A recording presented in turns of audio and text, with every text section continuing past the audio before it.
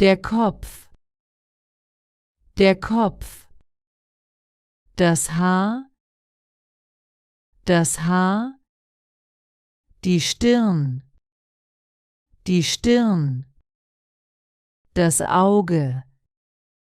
das Auge, die Augenbraue, die Wimper, das Ohr, die Nase,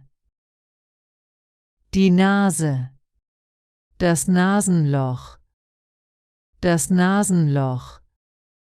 der Mund, die Lippe,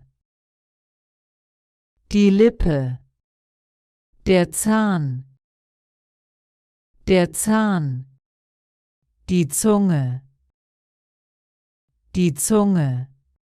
das Zahnfleisch, das Kinn, die Wange, der Kiefer, der Hals, der Nacken, die Kehle, das Schulterblatt, die Schulter, der Arm, der Ellenbogen, der Unterarm, das Handgelenk,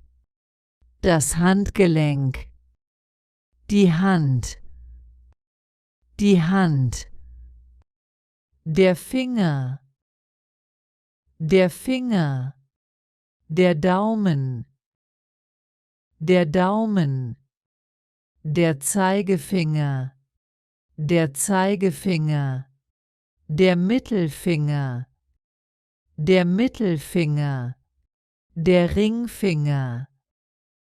Ringfinger, der kleine Finger, der Fingernagel,